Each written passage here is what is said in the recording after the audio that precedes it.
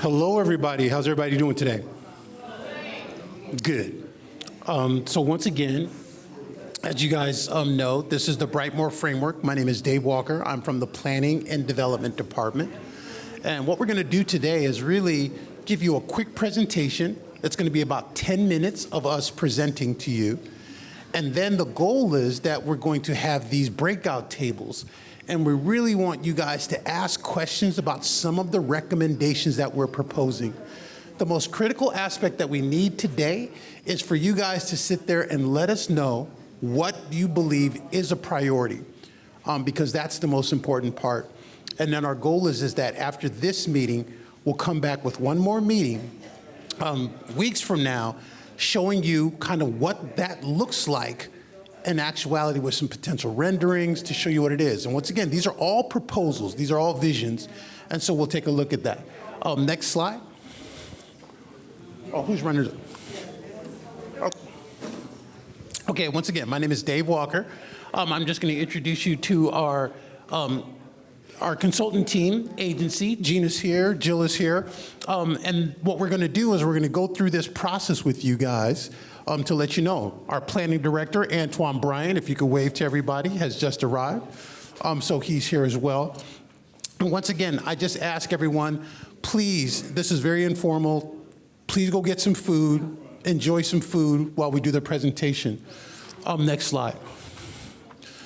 So then today, our goal is that we're going to present to you for just 30 minutes. We don't want to do too much talking because we believe that we're really going to get the key information from you today at these tables. So that's the goal, is we're trying to get you to these tables as quickly as possible. And what we're going to do is, our agenda is going to be a welcome. We're going to do a follow-up on the Parks and Focus, a draft vision recommendations overview, and then 60 minutes priority feedback stations. That's what these little tables are to the left and the right here. And then we'll be done. So at that point, I'm going to turn it over to Jill. I want to thank you guys here. Please grab some food, and we're going to go through this process with you guys. Thank you.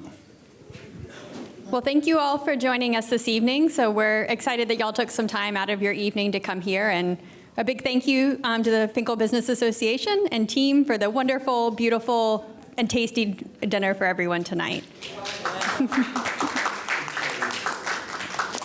So big picture, we're moving through the Brightmoor Area Framework Plan schedule. We're now in phase 4, which focuses on draft recommendations. So what you'll see here tonight are all the draft recommendations in the framework plan so far. So we're excited to hear from y'all. What ones sound like good ideas? Which ones do you think should be high priority?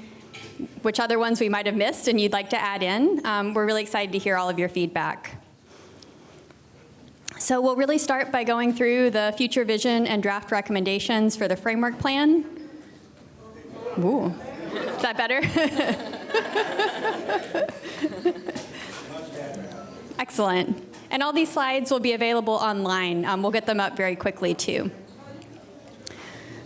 So right here on the first slide is the vision for the framework plan area so far. So based on your feedback, your neighbors' feedback, there's 5 key principles. That Brightmoor area is a beautiful, cared-for community with affordable, quality housing where basic needs and community resources exist, with wealth creation and economic opportunities for all, and with a deep sense of community. So tonight, we'll really be focused on 4 key topic areas: affordable housing, Finkel and business development, streets and mobility, and then parks, culture, and open space. So we'll walk through briefly the draft recommendations in each of these 4 topic areas, and then we'd love to just spend time in conversation with y'all at the 4 different tables that you can see around the room. As you can guess, there's 4 topics and 4 tables, so we'll have 1 topic on each table. So first up, we've got affordable housing development. So I'm going to hand it over to Ellie, who's with El Dorado. Hi, everyone. Good afternoon. We can go to the next slide. While new development is important, we know that our first priority for Brightmoor when it comes to affordable housing is to support the existing residents to stay in their neighborhood and enjoy quality homes. Here's 3 ways we're suggesting to do that. Number one, we improve access to home repair by partnering with grant makers and community organizations. Number two, we work with nonprofits who provide housing counseling and eviction defense services. And three, we increase the use of DLBA Own It Now and Rehab and Ready programs in targeted areas. We've heard clear feedback that new, deeply affordable homes are needed in the neighborhood at prices that actually match residents' income levels. Residents have expressed interest in new senior housing, supportive housing, and home ownership opportunities. And in order to get this done, we know that new affordable housing development in Brightmoor will need a lot of subsidy funding in order to succeed. And some of those subsidies may be easier to secure for the following bullet points here: multifamily affordable rental with 50 or more apartments, homeownership development with smaller homes, about 750 to 900 square feet, and a mission-driven focus attractive to philanthropy. And third but not least, a vacant home renovation in targeted areas, such as completing mostly occupied blocks or directly around parks. And so now we'll take a closer look at how to make those kinds of affordable housing a reality. So as y'all know, building affordable housing can be a long process. There's a lot of steps. So to demystify that process a bit, we wanted to put those 6 steps on a slide here. And so the framework plan is really focused on this step number 1, which is about regulating for success, the importance of having zoning and policies that allow for these types of development to happen. Right now, a lot of the residential lots in Brightmoor are zoned R1, which means you're only allowed to build a single family home there. And so if you want to build something like a townhome or multifamily apartments or senior housing, you would need a different type of zoning. So step 1 is really making sure that what the zoning allows matches what y'all want to see and that what supports affordability. And then steps 2 through 6, these are steps that would be taken by an affordable housing developer or by community organizations working to build affordable housing. And of these, step number 5, which is securing a subsidy, that's the most important step in the process, and it's also the most difficult and time-consuming. So it takes a lot of subsidy to make sure that those final homes that are built can be really affordable where they're needed most. And so thinking about zoning too, another big opportunity is thinking about new development along Finkel. So when you think about things like mixed use that might have retail, shops and businesses, restaurants on the ground floor with apartments or other housing above, that's something that would need a different type of zoning than Finkel has today. So we've got a map at that table that looks at what kinds of zoning might help support new development that would be more mixed use in nature. And we'd love to get your feedback on what kinds of development you'd like to see on Finkel. These look more dense, and that's because it really would take about 50 units in a development to make the numbers pencil out to make it more affordable. So we're curious to hear from y'all. Would you like to see something like this? Do you want to try to find a way, what's that right balance of density, affordability, and development? And so on the residential and housing zoning front, these show a couple different options for how the Brightmoor area could be rezoned to allow for a greater range of housing that's not just single family, but is that more greater range of housing options. So the option over here on the left that shows rezoning along Finkel and along Schoolcraft to R3, that would allow more of that missing middle housing, townhomes, small apartment buildings, and so on. And the focus here is really to make sure that new development is going in places that have a greater range of existing businesses, restaurants, good access to existing infrastructure, and then having more housing could also in turn help support more new businesses, better bus service, all those things that density helps out. So it's basically from Finkel, from Eliza Howell, moving all the way down. This is a little bit past Burt Road's basically here. So it's a couple blocks past Burt Road. And we've got a map on a table that has more road names on it for you. Yeah, part of the thinking was that you've got some existing neighborhoods over here. So we didn't think that more density too close to historic neighborhoods would be quite as compatible.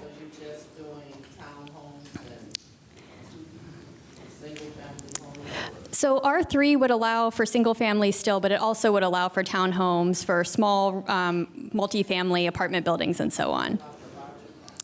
The larger family, we'll check the zoning and figure out what's suitable, and we can make sure that it can fit in there too. What was that? Oh, yeah.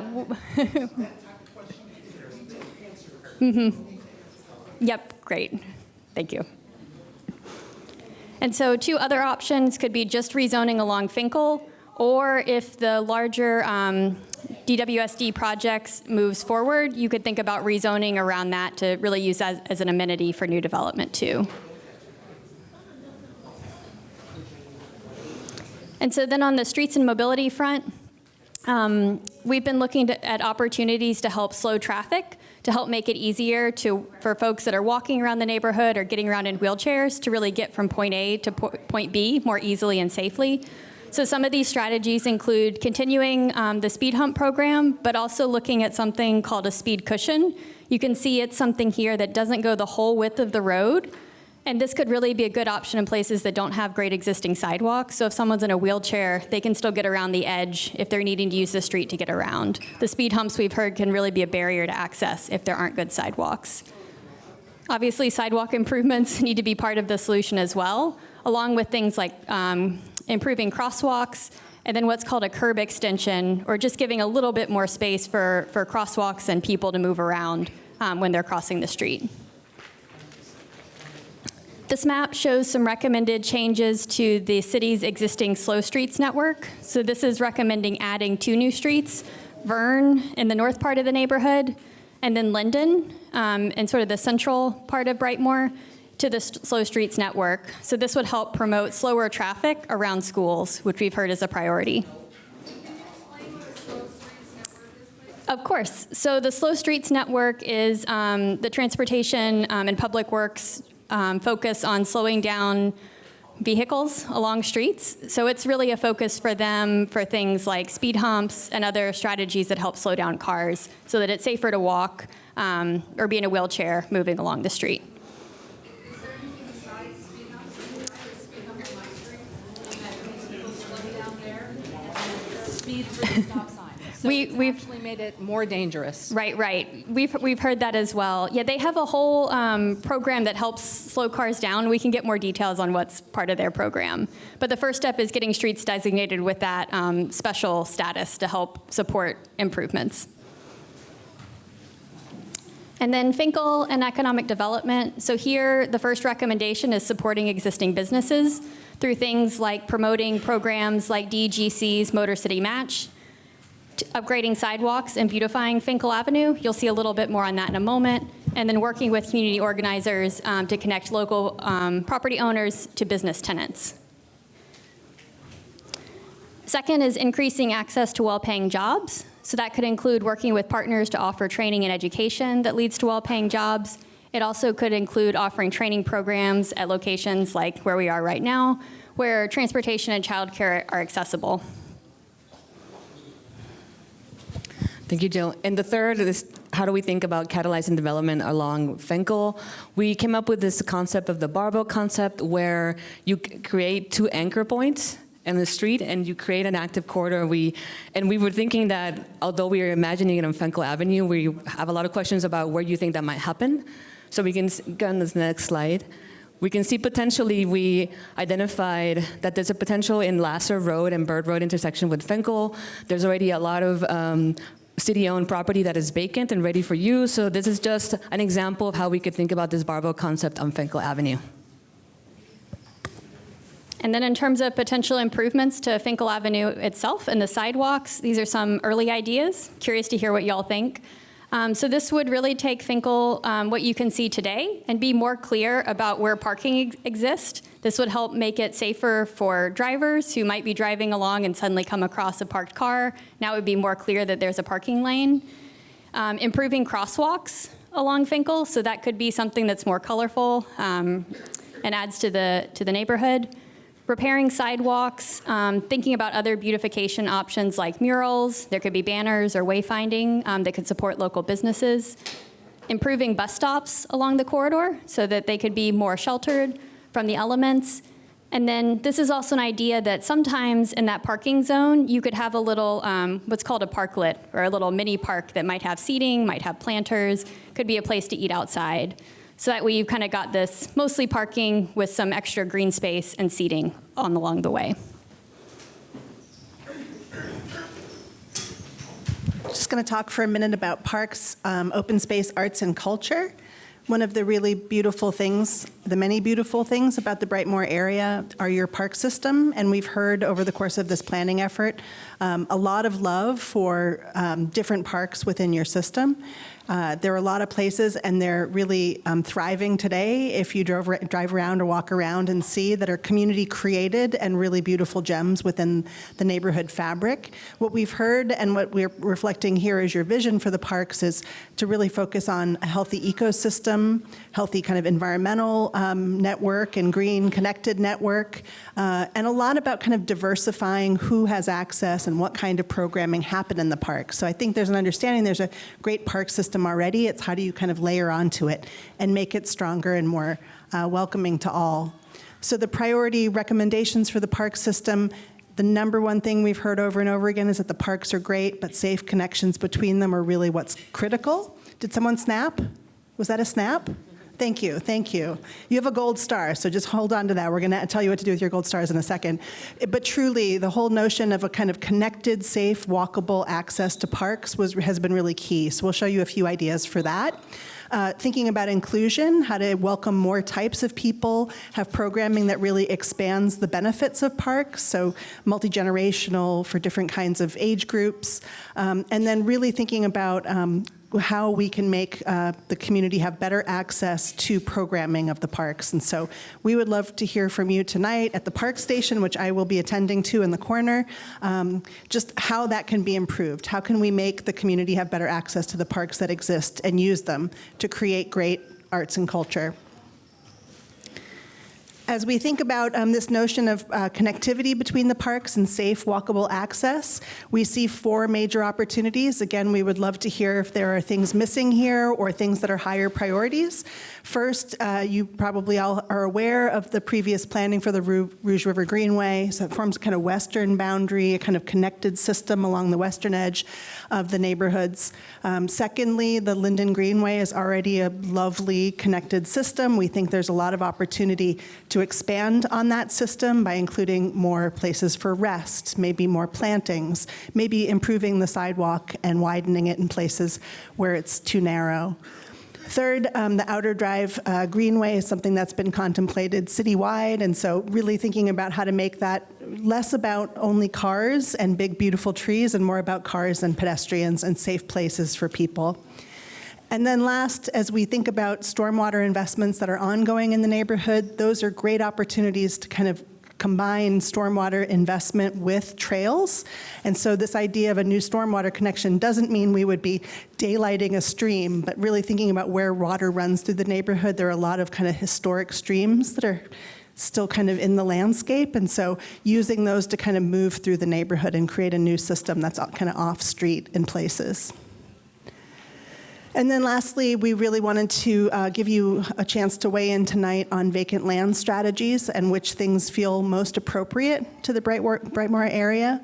And so these are actually strategies mostly adopted from the Joe Louis Greenway work that started to define a kind of kit of parts or a set of typologies for how to deal with vacant land. So, you know, community and partner activation, targeted clean and clear programs, tree planting programs, wildflowers and meadows, green stormwater infrastructure is really important here in this neighborhood because we know your flooding issues, or urban agriculture, which you already have kind of actively happening.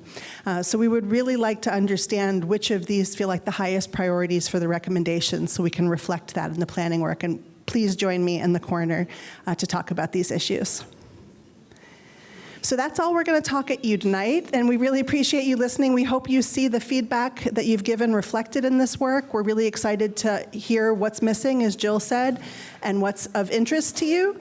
We have 4 stations, so I'm just going to point them out to you in the corner. You can meet with my friend Ellie, talking about housing concepts and the housing ideas. I'll be there in a second. Over here in the corner, we're going to have our friend Nick at the Fenkel corner, talking about Fenkel.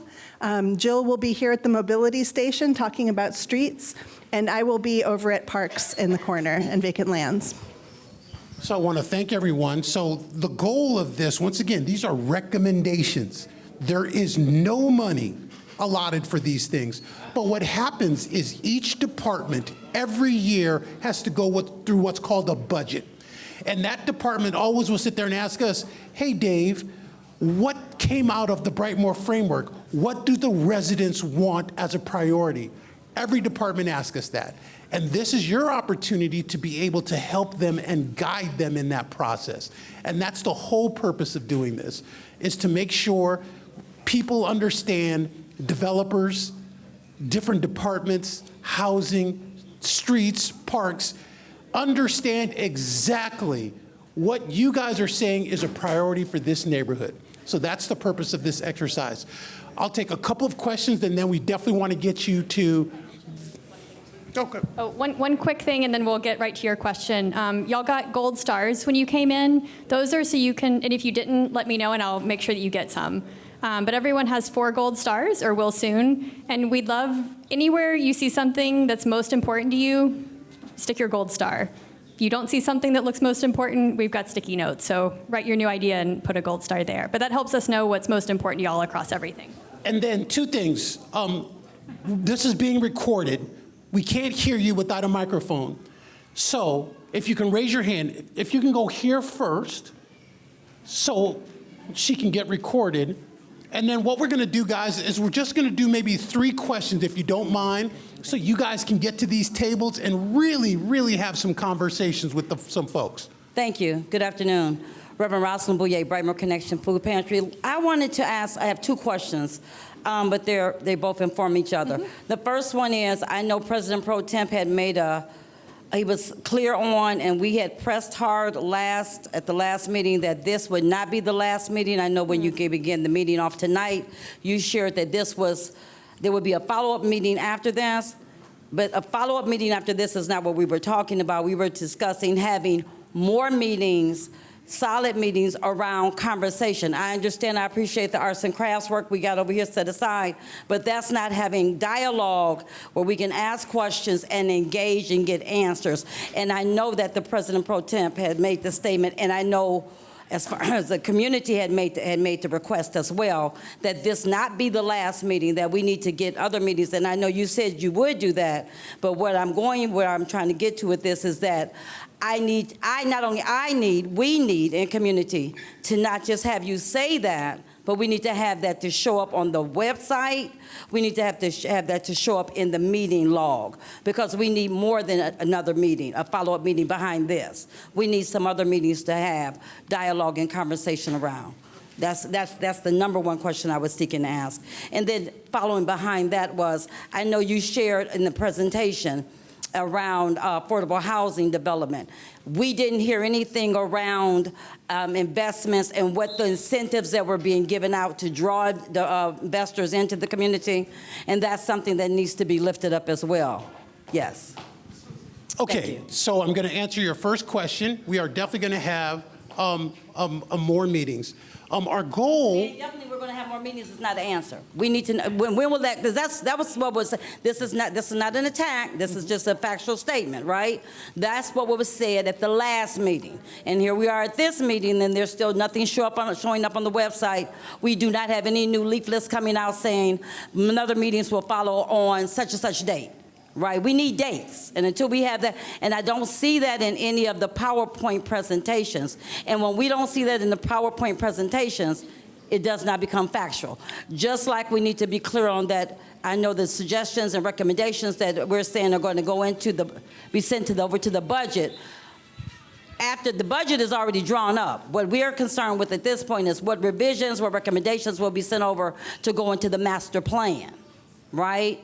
That's what we would like to see copies of. We had that conversation at the last meeting. Run the tape back. I know you kind of tilted your head a little bit. I want to make sure we remember that. I just want to say the master plan is a whole different exercise. That's going to start in the next month and be for a year. I'm aware of that, but I know that at the beginning, remember we had discussed in one of the meetings, 2 meetings prior to this, unless I'm mistaken, and I believe I'm on the right track with it, that the conversation was that the consultants would be reviewing everything that was suggested, and out of what was suggested, that the consultants would put that into the master plan. Community pushed back and said, we would like to know what the consultants are putting in as recommendations into the master plan before it's put into it, so that we can make sure that our voices have been truly heard. Yeah. So I know the master plan does not have gone into effect yet, right. But prior to that, we need to have that conversation. Yes, so we haven't established what date the next meeting is. We're going to do that, and once we do, we're going to make sure that you at least have a 3-week notice before we have that meeting. So we haven't decided when the next meeting is. That's why you don't see a date on there. Yes, other meetings. And then what we're going to do is we're figuring out what some of those other meetings are, working with some other departments, and we're going to establish a meeting time for those as well. So once we get those, we'll get those on the website and let you know when those are. So we're definitely committed to doing that. And then your second question, as it relates to, was it the master plan or was it? Oh, incentives for affordable housing. So that varies, and it gets very detailed. What we can do is when we go to the tables, we can give you some of the examples of what that is. And we have HRD here, but when I tell you it's very, very complicated. Well, so then my fear is that if I said, hey, Michelle Lee, could you explain to them what is the difference between a PA 210, a P147, what's an Oprah or a CRP? And then, so there's so much, I guess what I'm saying is this isn't the venue to have that type of detailed conversation about what the affordable housing incentives are. We would love to tell you that. We'd love to get a detailed conversation with that. But I guess what I'm saying is that in this format, it's not conducive to that because it's such detailed information.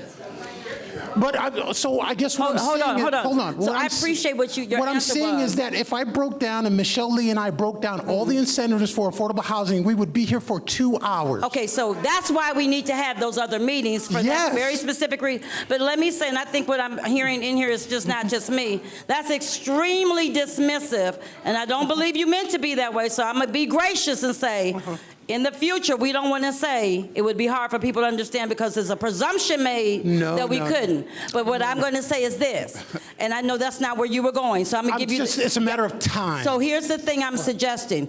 In place, in lieu of the arts and crafts that we do with the stars, which is very childish, which is very paternalistic, which is very immature, when you give us stars and arts and crafts to do, why not give us meetings of substance where we can have all the definitions and have everything written down, and then we can have really serious conversations about what's good for this community and not just what color flowers we want on the street.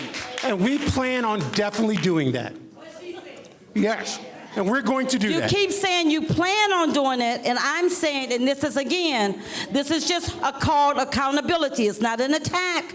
It's called accountability. When you say we plan on doing it, we need something of substance. So just like we can say we're going to have a follow-up meeting around the arts and crafts foolishness tonight, because we've asked before not to keep bringing us arts and crafts. We don't need gold stars.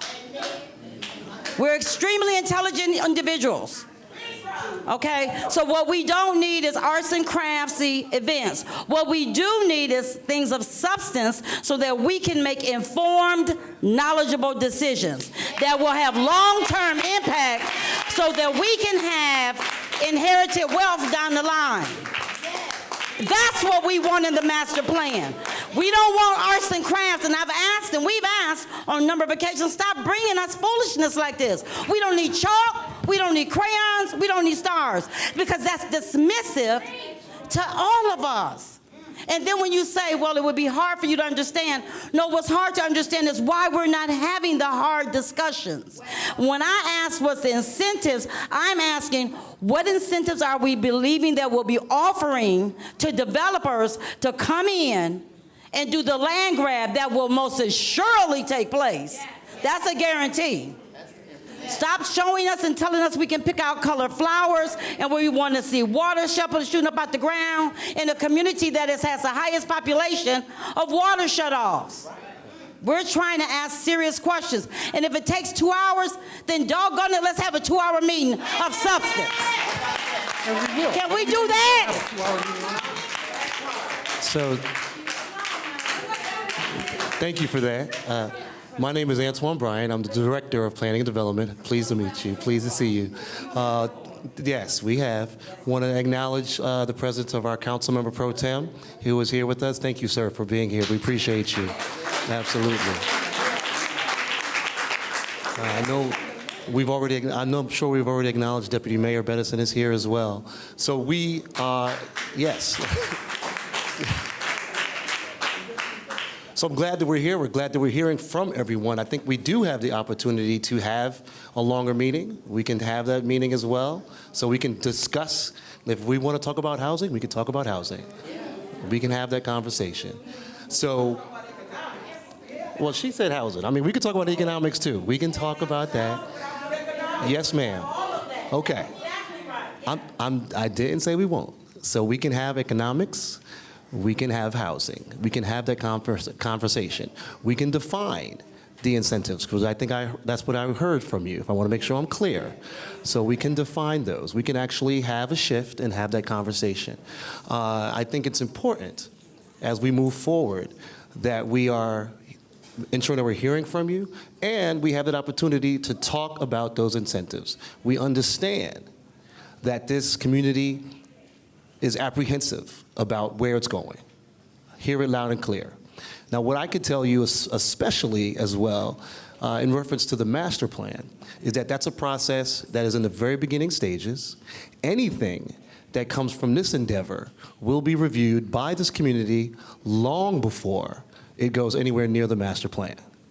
You're hearing that from in front of your council member pro tem and in front of your deputy mayor. So that, ma'am,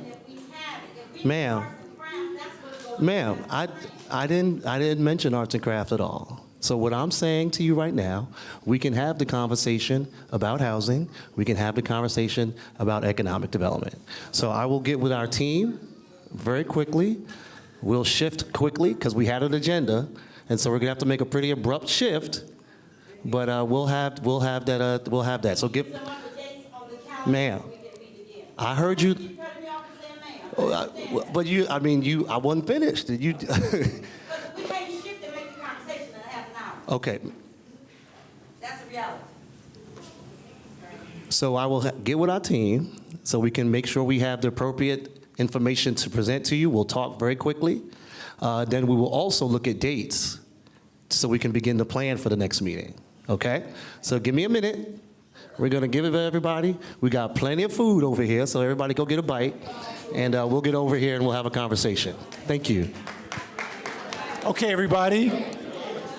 Okay, we've got a plan to work with you guys.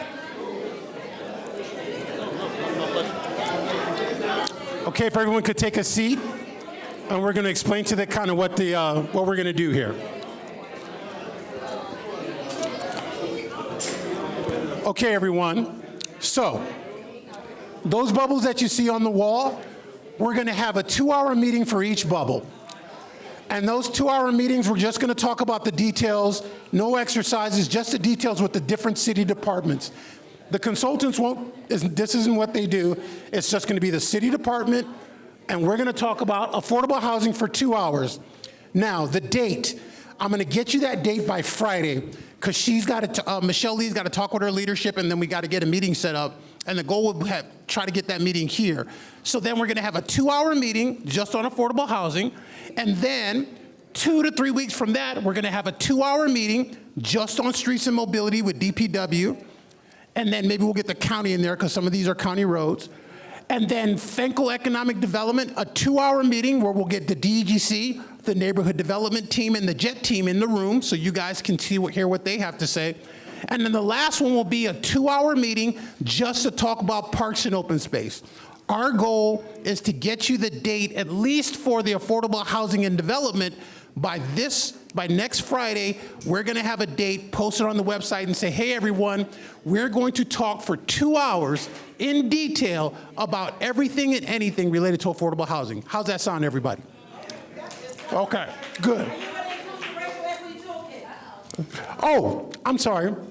One of the things I did want to bring up is that we spoke with Creo. Is Creo still here?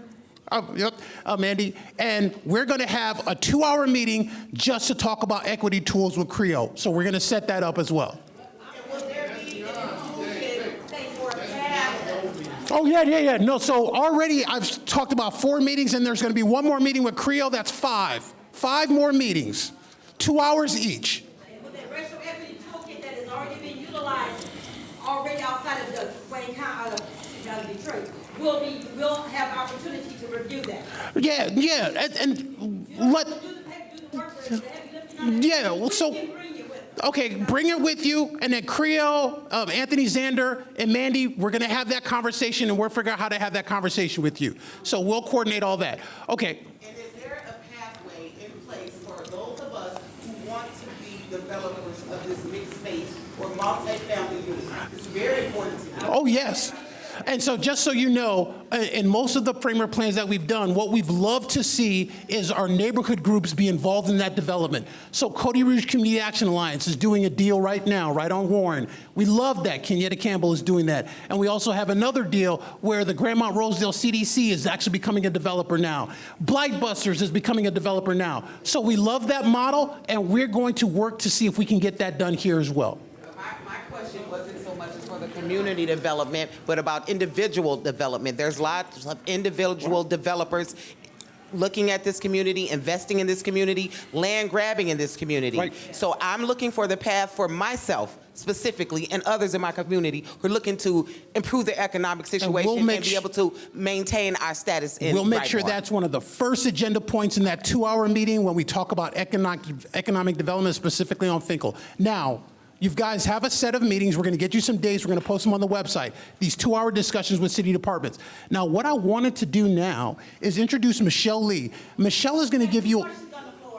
Michelle Lee is going to give you... Okay, hold on. Michelle Lee is going to give you an overview of investments and incentives as it relates to affordable housing. But once again, we're going to have a 2-hour detailed meeting about this, but she's going to give you a brief synopsis of what it is now. So I've got a question here and a question here, and then Michelle...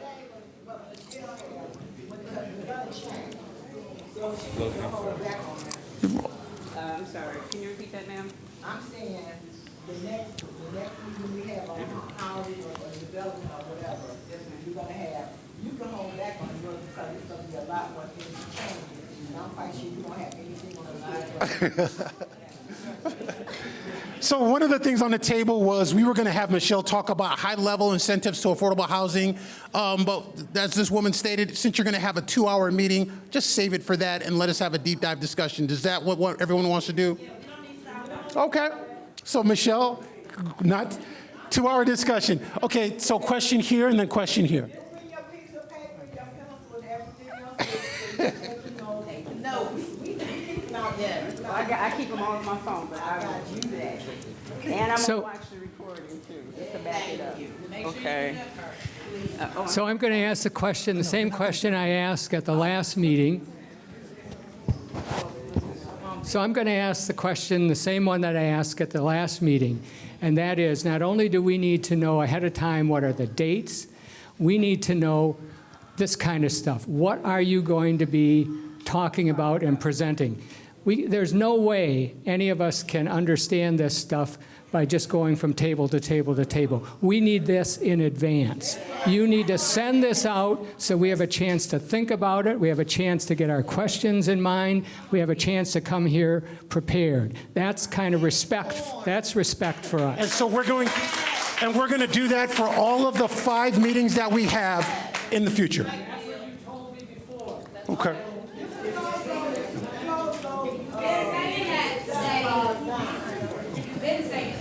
Okay. First of all, I want to commend you. After almost 2 years of meetings, I am seeing tonight that you are doing something that we asked for. So that is fantastic. I also want to say that we've had 2 years of broken promises, so we really need to see these things written down. We need to see information solidified. The reason you hear such fervor when you say we're going to do this later is that later never comes. The other thing I want to say is fantastic show out here.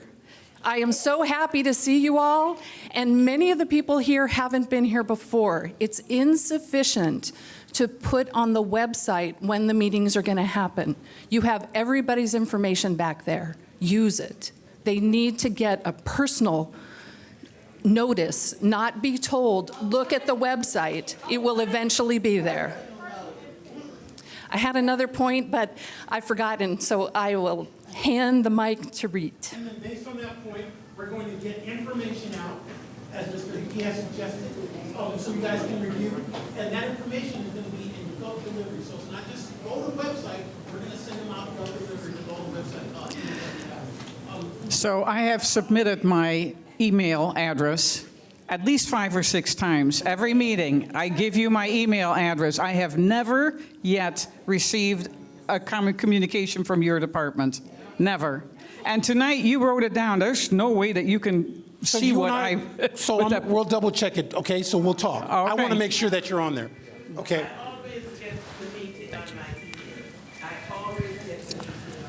Oh, thank you.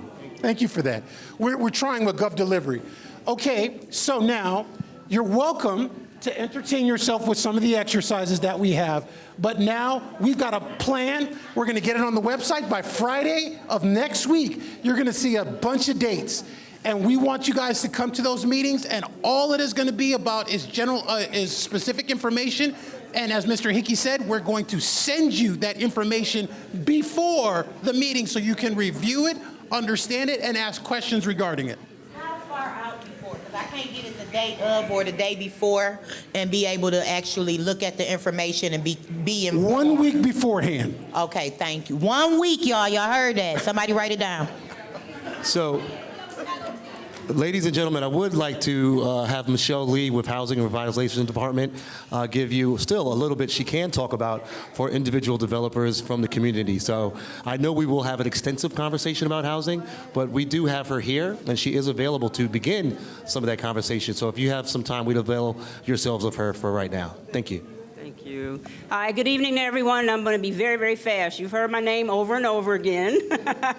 I'm not Asian. I am black female from the city, over 40 years as a resident. I'm East Side right now, but I've done work in Brightmoor years and years ago when Joe Rashid and his community organization were over here. So obviously, as this young lady mentioned, we're going to get the information to you regarding not only entitlements, but how financing is structured within a development, okay?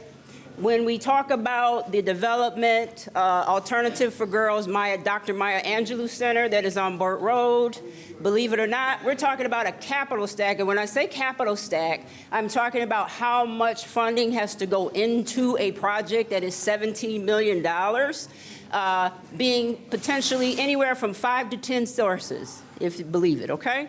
The inflationary issues that affect each of you also affect those dollars, right? I would like to just say to the young lady, she's over there, hi.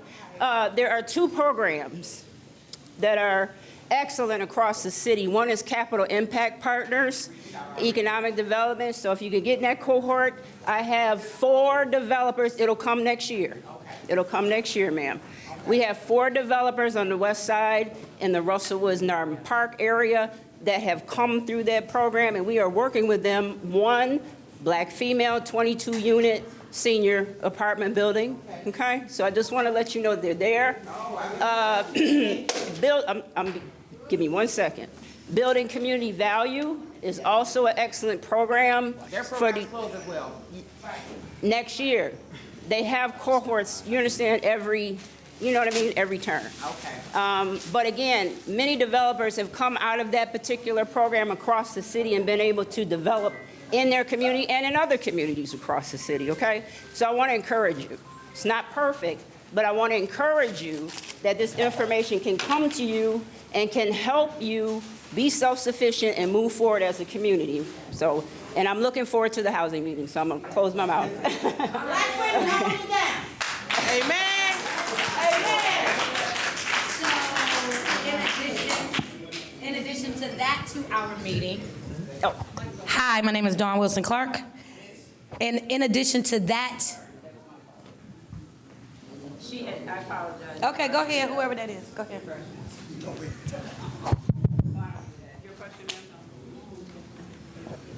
Who is responsible for the beautiful work of apartment, or I don't know if it's apartment, senior, townhouse, on Orchard Street in Old Redford between Lasser Road and Gray. So let me talk about that one, because I'm so happy about that project. And so the reason why that happened is because we did this framework plan. One of the people that was helping us with this framework plan was John George, who is the head of Blightbusters. So the developer came to the neighborhood, ready to do a development, and we told that developer, hey, we want to make sure that this thing is community-centered. We want to make sure it fits the neighborhood. Why don't you talk to somebody in the neighborhood to see if you can find a development partner? That is a 50-50% deal where Blightbusters and the developer are doing that development together. And they're trying to do another development. We want to see more of that. And so the goal is that it's not just some developer swooping in and land grabbing in. What's the community connection and how can the community get more involved in that development? So that development is Blightbusters. That's John George's development. Yes, we call it over there. Oh, yeah. So is that an apartment or a senior? That's what I want. Those are apartments. They're 2-bedroom, every unit. There are 48 units off the top of my head. And those rents, ma'am, are subsidized by the City of Detroit funding so that those units will be below $500 a month. For those, you have to qualify, obviously, right? You have HUD requirements. How many of those units will be below $500 a month? The units are 100% affordable at varying levels of income, okay? So, thank you. Yes. The AMIs are 40, 50, 60, and 80, ma'am, okay? But there are very few 80s, okay? Okay, so my name is Dawn Wilson Clark. In addition to that housing meeting that y'all talking about, we need a at least 2-hour Brightmoor home meeting. Okay. Thank you, Okay. Lord. Brightmoor Homes. Okay. Brightmoor Homes. Yes. Brightmoor Homes. Are you familiar, Director? Yes, I am. Okay, because at one of the meetings, when y'all had housing, I still don't see it on there. And y'all know that it's an over 300 project with black women and children getting, yeah, getting over. When I moved over here, my room was $425 a month. When I stopped paying rent, it was $989. And the only thing changed was my money. Please, Okay. do not continue to neglect the least of these. Yes. Yes. Thank you, church, man. Shoot, but he said, what you do to the least of these, you do unto him, young man. Oh, wait, one more. Hello.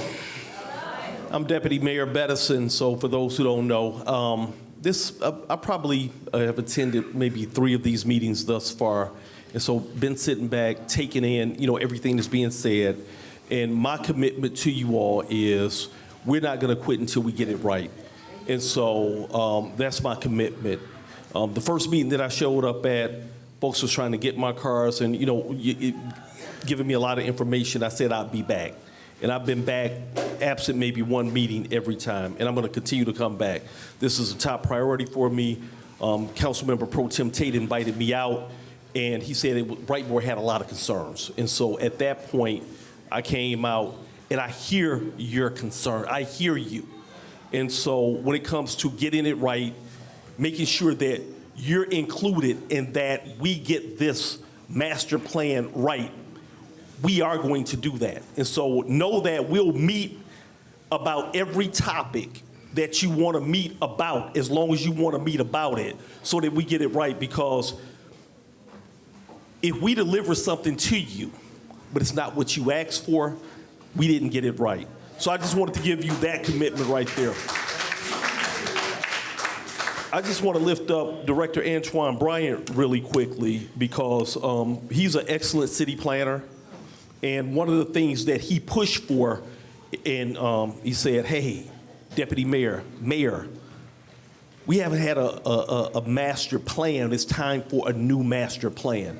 And so Director Bryant made sure that, it got in the budget and that we're doing that master plan. And he's spearheading that. And like he just gave you his commitment standing here tonight as well, that nothing is going to go in that master plan until you all have stamped off and approved on it when it comes from the Brightmoor community. So that's my commitment. That's all I wanted to say. But just know that I love this community. I've taken a tour already with Council Pro Tem Tate. We did a 4-hour, ride through the community, and Director Bryant was with me as well. This is an amazing space. It has so much opportunity because I really can't think of anywhere else where you have everything. I'm talking about you have the land. When you talk about reimagining a neighborhood, and it's enough space for everybody. So my goal is the folks who want to stay in Brightmoor, that they can afford to stay in Brightmoor, and that as we build up Brightmoor and make it better, that it's designed in a very thoughtful way, because the last thing you want to do is not do it in a thoughtful way, and then when you look back at it, it really doesn't make sense, it doesn't fit. And so you're all here basically with a blank canvas, and as we reimagine, and as we get it right with your input, ultimately as we bring in opportunities in the city with the infrastructure, I'm talking about streetscapes, whatever, however you want your parks developed, and as developers come in, and as others come in that we invite in, because just because they want to come in, Brightmoor may not want them here with what they plan. Thank you. Thank you, Deputy Mayor. So I appreciate the words of Deputy Mayor. We, as always, appreciate the constant presence of Councilmember Pro Tem Tate. He stays on our line, and so we are always in partnership to work forward. I want to acknowledge Director Zanders here with the Civil Rights Inclusion Opportunity is here as well. Yeah, raise your hand. So we do have our consultants here. We still have you here. We're going to work on the dates that we're going to get to you by Friday. We will make sure those dates are communicated to everyone in a timely fashion. We will give out the information in advance for you to have it. I am very easy to find, and the Deputy Mayor is much easier to find. So if I don't do it, then he will let me know very quickly. And so we will get that, and it's on a recording, as we heard right here. So we'll get you those dates for the next meeting. We're still here available.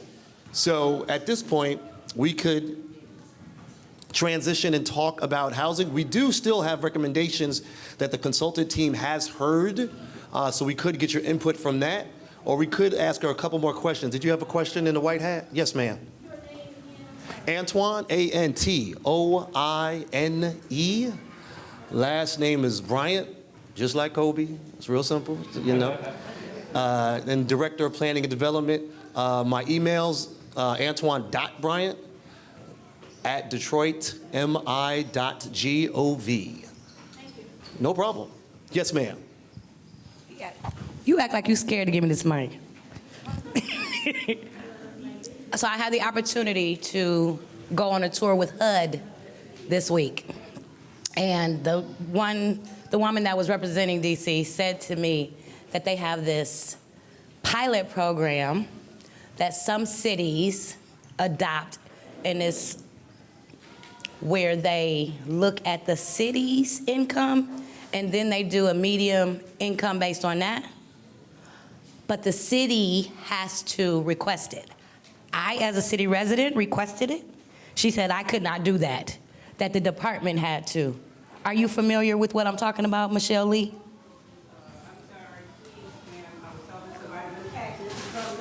Are you familiar with the pilot program that some urban cities are using to measure their rent to make it, you know what I'm talking about, Councilman? Okay, so. Yeah. I could, okay. You know what I'm talking about? I know what you're talking about. Okay, well, don't act like. I wanted you to finish. Okay, well, what is it called? It's an incubator pilot program that's based upon the median income of the city. Right. Yeah. What is it called, sir? And, I don't and have why it. have we not asked for that So, as a city? so there's a couple. That's right. Yeah, it's separate from. We need to not say that we disrupt heritage or oppression, because we do participate in the census, oftentimes where our numbers are not counted, and we most assuredly participate in it. So the program is being piloted in a couple cities. It's very, very new. I don't have the name in front of me, but we can bring that to you as well. When HUD first began using median income, typically they used to do it because for a long time, the cities, and this isn't a Detroit issue, this is a national issue, when the program was first devised, city income used to be higher than the areas around it. And so that is why they use something called the area median income for the entire area, not the municipal median income. Since Detroit is an extreme example, unlike several other new cities, they're looking at the example of how can we make it much more amenable to cities like Detroit. What is it called? It's called fair something, fair market. I don't You want to know lie the to you, name? so I don't Okay. know it. So I'll make sure we get it to you. I don't have it in front of me. But I know that HUD is looking at that to respond to cities like Detroit that have an issue like this. Everyone in housing and planning is aware that the average median income in the city of Detroit is about half of the median income for the area. And so- Director, and not to interrupt, but don't just bring me the information. Can you bring me the application to show me that Detroit has applied for this? Because y'all know So- that we have been in this situation for years. Ma'am, I would have to, I would have to defer to housing department, right? I mean, that's not what Michelle Lee, to the front. Michelle, I will make sure we get with my colleague. That's been our problem for years. I will make sure. You have a question? No. I'll talk to our director and see where we are in that. I do know it's something that our leadership has been going to HUD for at least 2 years about this. Y'all ain't applied yet? Ma'am, I can't speak to that. We may have. I don't know. So I don't want to lie. The HUD director told me you didn't. Okay. Well, we will make sure to understand all the complexities of it and get those answers to you. Okay. You have a question in the back? Yes, sir. Yes, I was wondering, what is the difference between Brightmoor and the Riverdale Park Association, who used to have their meetings in the same building in the library? Riverdale Park neighborhood and Brightmoor? They're looking like they don't understand. Yeah, I think that's a neighborhood area, community area. Okay. Okay. Did you want Michelle to do a quick overview, or what's the thought? Or we can, no, I think we're adjourned, but before we leave, what we're noticing is on the sheet, the sign-in sheet, some names we can't read. So if you can go back to the, as you're leaving, if you can just please go back to the table, and then we're going to confirm your email address. If you guys could please do that for us. And then I guess I want to say thank you. We're going to get some information out to you. And I think, President Pro Tem, you want to say something before we leave? Well, so the only thing I wanted to do is, before we adjourn, I wanted to make sure that we hit on the issues that you all wanted to talk about this evening. So make sure that we clear the table for today, because we're going to have additional meetings that has been indicated, at least 5 additional meetings, including the housing. But don't want to leave today if you all still have additional questions right now, because we were supposed to be here all night. We said that. So we're here. Jerica? My question is about schoolcraft. My question is about schoolcraft. I keep seeing a lot of development and things, ideas for Finkel, and I'm wondering what are the ideas in development for schoolcraft. I know there's a little bit of housing going on, but I want to know about some of the beautification and other things that may be coming on schoolcraft in particular. So we're currently in the process of doing a schoolcraft retail study where the DEGC is the lead. Brian Davis, as a consultant, he's going to tell you a little bit about what's going on. Hello, everyone. I'm Brian Davis, District 1 Business Liaison. It's my privilege and pleasure to be here with all of you. Jerica, to the Schoolcraft Economic Development. DGC hired a consultant to do a retail study on Schoolcraft between Greenfield to Telegraph. And the purpose of that study is to talk to the small business owners in regards to what's working on the corridor, what's missing, what do they want to see, what kind of infield opportunities could be there, what can be done with some of the vacant buildings, what other business opportunities can be done. And so that's been taking place over a few months and is going to end out in a couple of months. And we actually have an event at Greater Burnett Baptist Church, May 13th at 6 p.m. And we actually have the privilege to have Councilmember Pro Tem Tate is going to be there as well, as he's been in support of what's going on economically and residentially on the corridor. Does that answer your question? That was helpful. Yes, ma'am. All right. Yes, it's May 13th, which is Monday at 6 p.m. at Greater Burnett Baptist Church. That's at 16801 Schoolcraft. Any other questions regarding this? Okay, all right. Can we have a meeting on strategies for security, for safety in Brightmoor? We just discovered that Eliza Howell Park is used by homosexual prostitutes. We couldn't figure out for the longest time what was going on there, but it's a problem. And that's just one example, because we have so much vacant space and so many unseen corners. It would be great to have some kind of strategy, you know, more cameras or whatever. I don't know. No, we can definitely talk about security. I'm glad that you brought that up, and we'll make sure we include that in the conversation. Yes, ma'am. Yes, ma'am. Hi. Hello. My name is Carla Davis. I need us as a community to step up our game on watching out for our children, especially from what just happened to a baby a couple of weeks ago, and we got children in here, so y'all know what I'm talking about. But anyway, we need to join in as a community and look out for our babies. Innocent little babies, and on my way going home today, leaving the greenhouse after what just happened. I seen 4 little kids doing recess time at Gumpers. And I don't want no teachers getting in trouble or principals, because I called her to let her know what I seen. I seen 4 little kids standing out there talking to this woman at the van. And I'm like, you on recess to school time. You ain't supposed to be in the street on occasion. You supposed to be out there in that field. Someone should be watching you and making sure that these babies are safe. That's easy grab towards our babies, and we need to do something about it and help out and look at what's going on in our community. So the principal almost hung the phone up on me trying to run out there and get out there and make sure to see what was going on. She did take care of it. But we, as a community, need to look out for our babies, step up our game, and don't be so caught up on ourselves to where we don't even recognize our own children.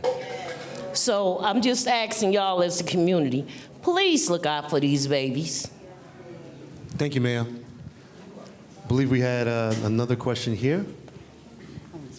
Thank you. I have a question for the consultants, but I want to, before I get there, I just want to make sure I lift this up to what Reed said. I want to make sure that we understand that we need to be, our language needs to learn to be inclusive.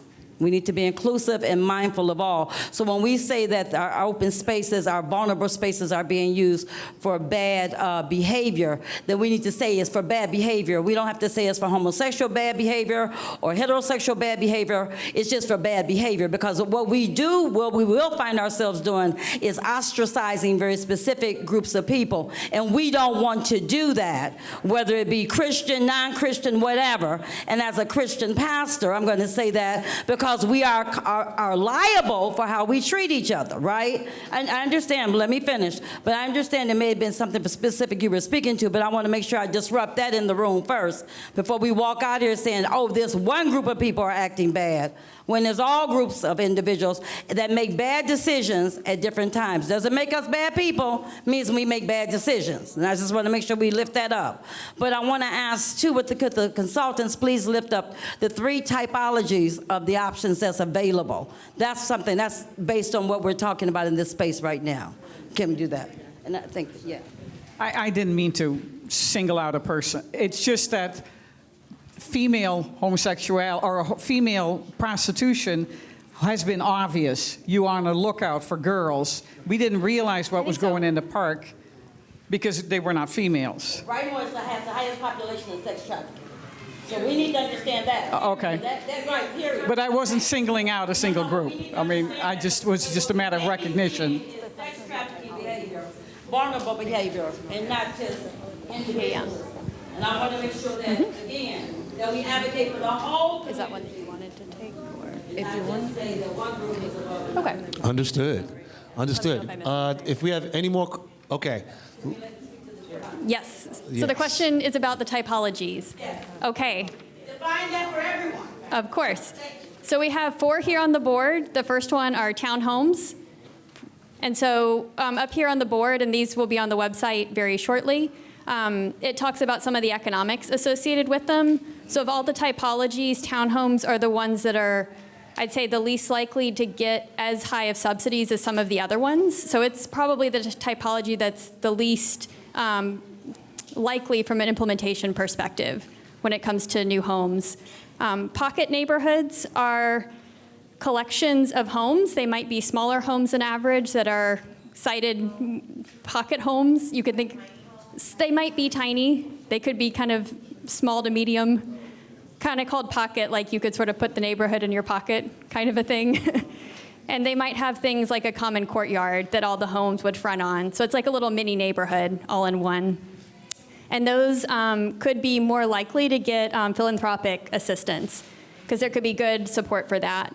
I'm sorry, what did you say? What was that last piece I missed? Oh, the pocket, What kind of system? philanthropic. Philanthropic. Mm-hmm.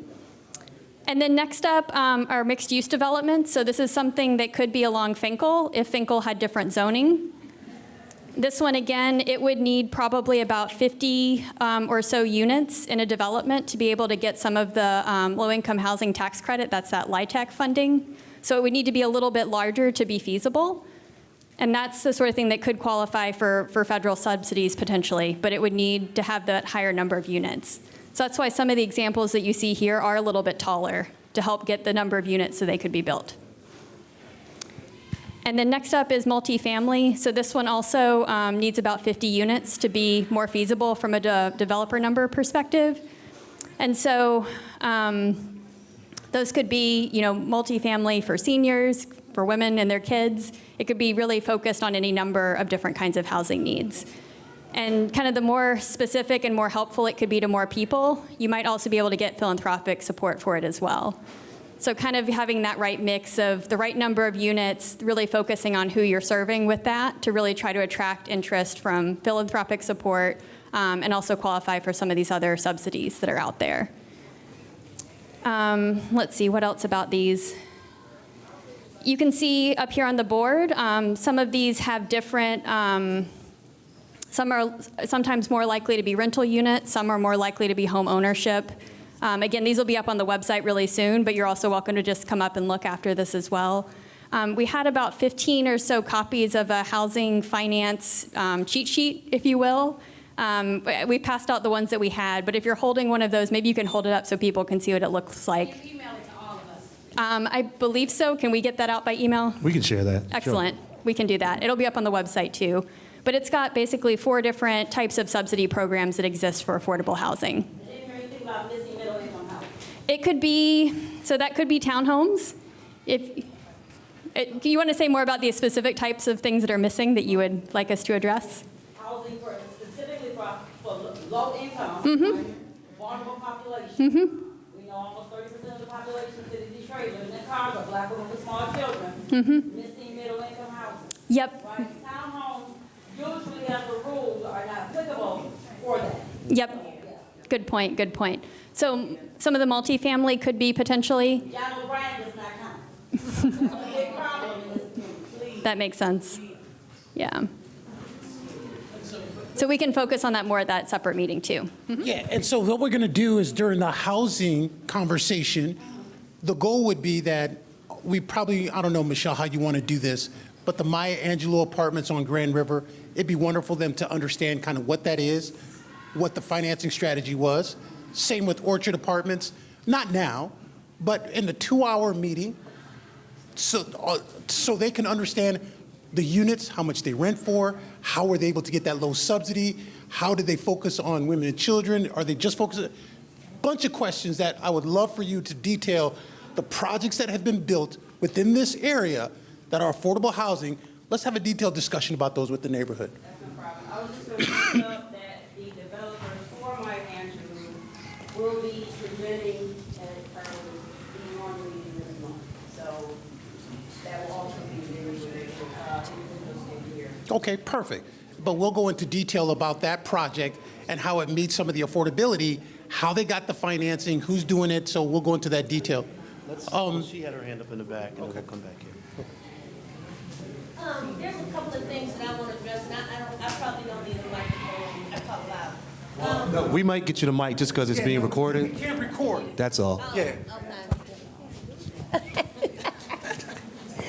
I have found that when different decisions that are made that come into the community, like the different contractors that come in and do particular work, the easements that are between one block and another block, and the wiring, and all of the things that happen when the storms come, and then, you know what goes on. Those trees back there are very old. And because they're old, that means they need to be cut down. When it comes down to cutting them down, it is now it's about the property owner that has to be responsible for those $10,000 of pop trees.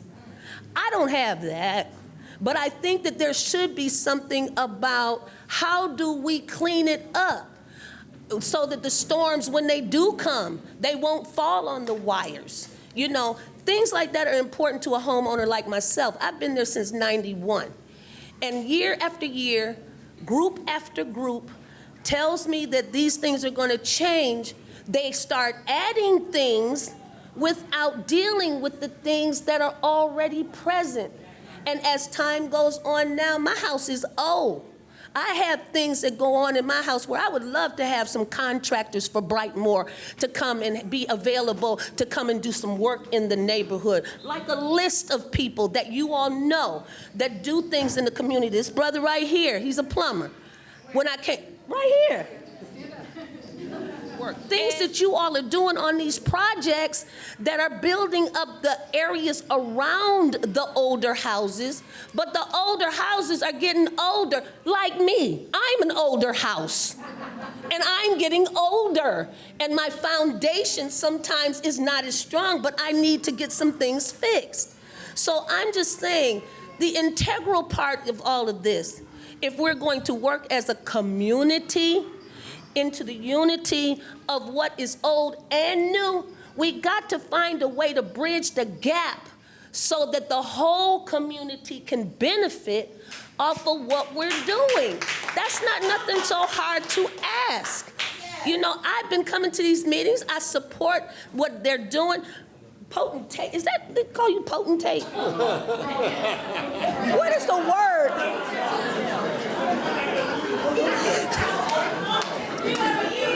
What?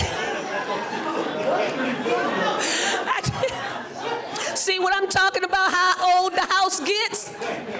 You know, and that was now disrespect. Yeah. But I'm saying... It's on tape now, Councilmember, though. It's on tape.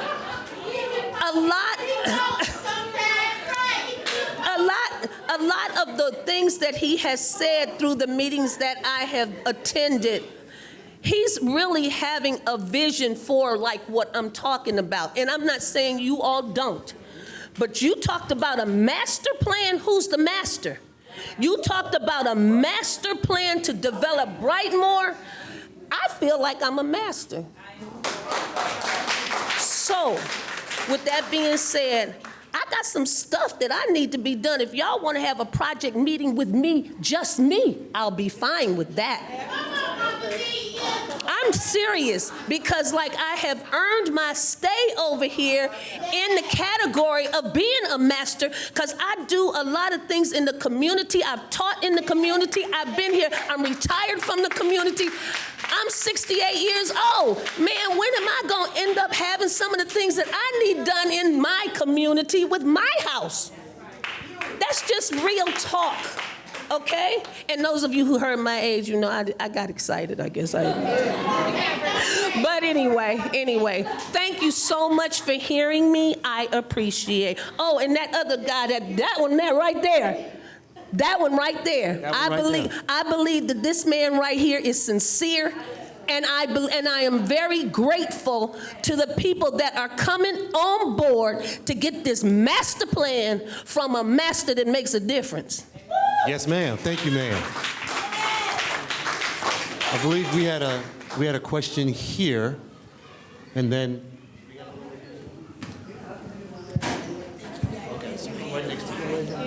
Not a question, just a statement. The program I was talking about is called Small Area Fair Market Rents.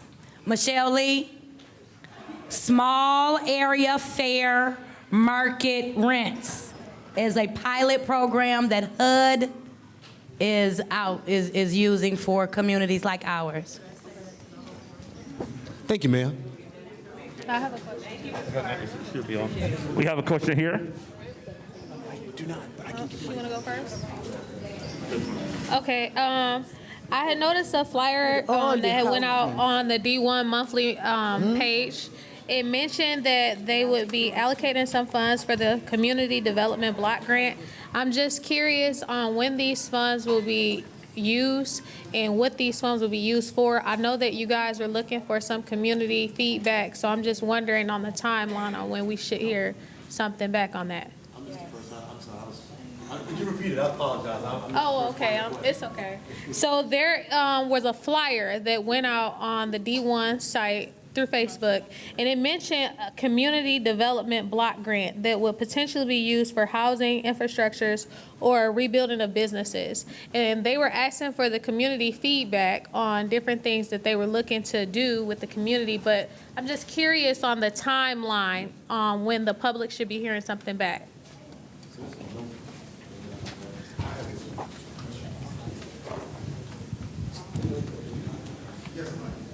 I'm gonna give it right back. I gotta answer the question. I'm gonna give it right back. I promise you I will. So let me check on that. I'll probably be able to talk to our housing director. I'll text her while we're having this conversation, and we'll be able to get the dates for when that's available for you. So I'm gonna get to her question before she gets mad at me, and then we'll get back with you. I'm just wondering, you know, all the housing they're pointing out there, low-income housing and this apartment housing, but nothing mentioned about like a senior community. I haven't heard anything mentioned about that. You know, like I live here. Like for 46 years I've been living here. And I just believe in my heart it should be like a senior community in Brightmoor community. Am I saying it right? That's what I want to find out. No, absolutely. And I think just want to make sure we hear you. Your question is, where is the senior community housing, senior housing, right? Absolutely. So one of the things that we can say, and I don't think I'm speaking out of turn for our housing department, is that we're actively looking for housing, for affordable housing and senior housing. That is something that we want to see more of. Yes, ma'am. Affordable. I could tell you, ma'am, that that's something that is a focus. We have our housing person, but it is something that we want to see. We know it's a necessity. We are deficit in the amount of senior housing that we have in this city. We all know it, and so it's not something that's being ignored. It is something that we are aggressively trying to fill that gap. And she has some examples, but we will definitely look to bring more to the Brightmoor area, and we do know it is a real need in the neighborhood.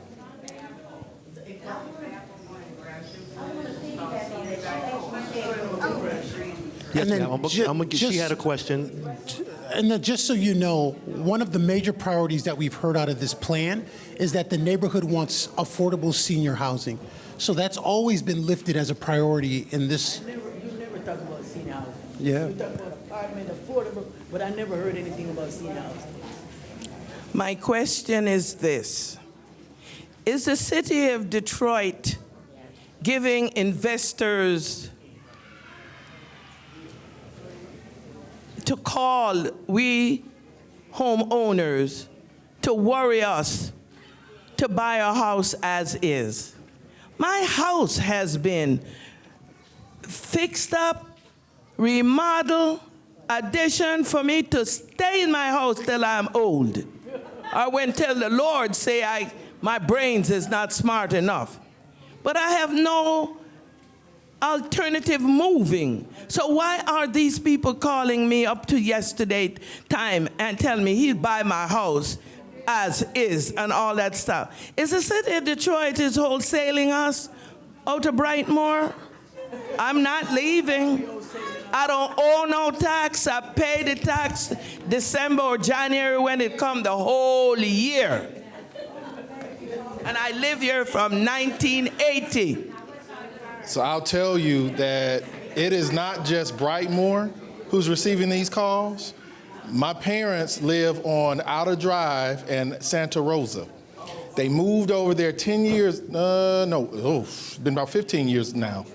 They're getting these calls all the time because they want your home. They want the land. They know what is available there. And you're not going to stop getting those phone calls. The more and more we do this work, you're going to get more and more phone calls. Just letting you know. But it is not the city of Detroit who's giving your information to these folks. It's not us. Because if that was the case, my mother would be all on me right now. Where am I going to live if I give them my house? Well, we don't want you to leave. We don't want you to give you them house. We don't want you to leave. We don't want you. Please don't. Please don't. We need you over there. We have a question in the back, and then we're going to come back here. Yes.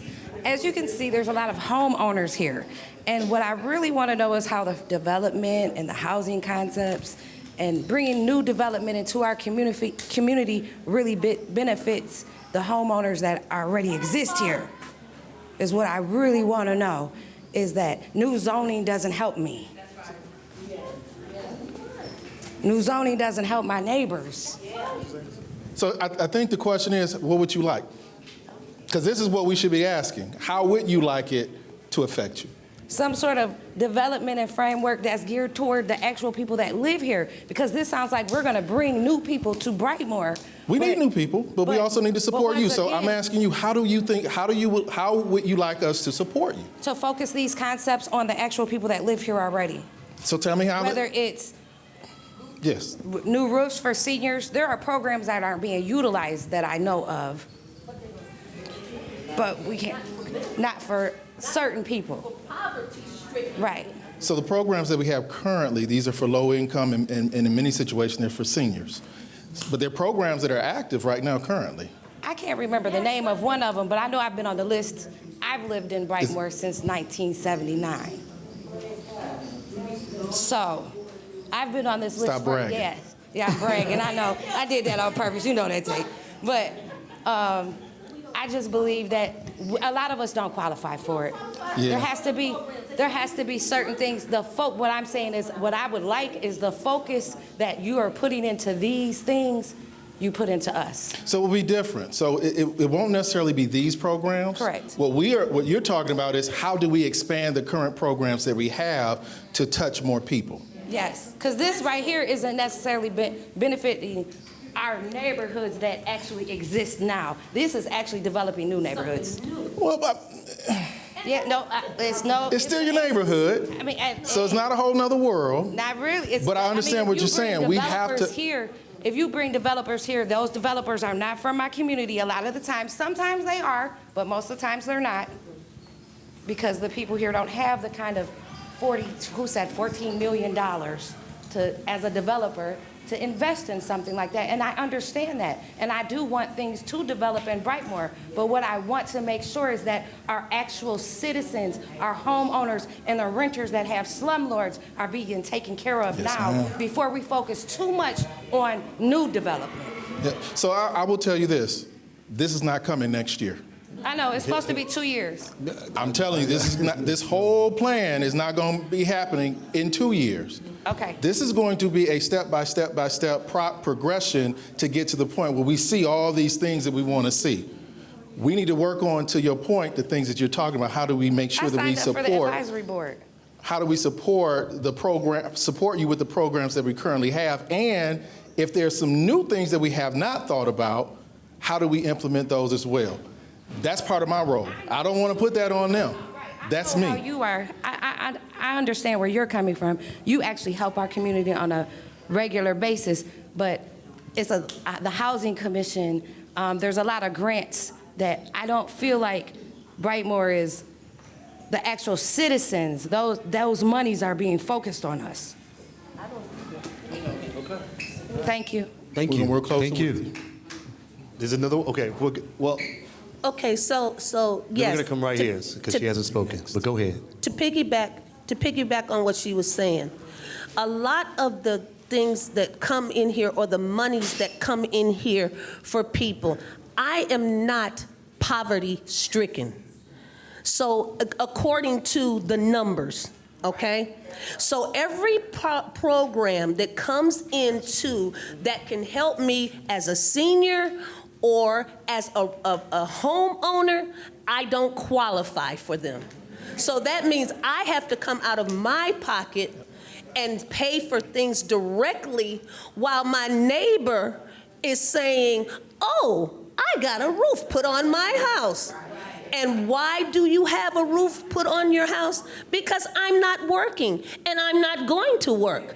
Okay, so I'm working or I've retired. But you know the kinds of funding that is available to us and what we have to do with that funding. It's like when you hear somebody gonna add something to something, that ain't broken yet. That's not even in the mix yet. But we sitting up here year after year after year. When I could afford it, I didn't mind doing my part. We have to be accountable and responsible for what we are supposed to do for ourselves first. And those people who don't have they look at Brightmoor as a poverty-stricken community. And then they turned it into farms. So my thing is this. I don't know if the whole thing is about getting this to be a poverty-stricken community. That's offensive. When I work so hard to try to keep my property, try to help my neighbors when I can, try to invest in the things that are necessary to make my area look beautiful and the people that's down the street to look beautiful. We work hand in hand, working very hard to not have the stereotypical poverty-stricken mindset. And I don't like that because all of the programs that come in here, guess what? Because I make $20 more than the baseline, I don't qualify. That's offensive. So my thing is, I don't know how to change this. After all of these years, it has not changed. And what I would like to see, how can you do that? Okay, whatever that poverty line is, raise it up to the people that are also inclusive of the so-called, which is no longer middle class. There is no middle class. It's either going to be you rich or you're poor. And I am not poor because I am wealthy in terms of my integrity and wanting to do what's right. But at the same time, if the leadership is not thinking about the principle of the matter, that's very, very important when you're doing anything in leadership. You gotta meet the principle. It's the same way we have to do for everybody else. We gotta work together. And I'm just saying, that's beautiful.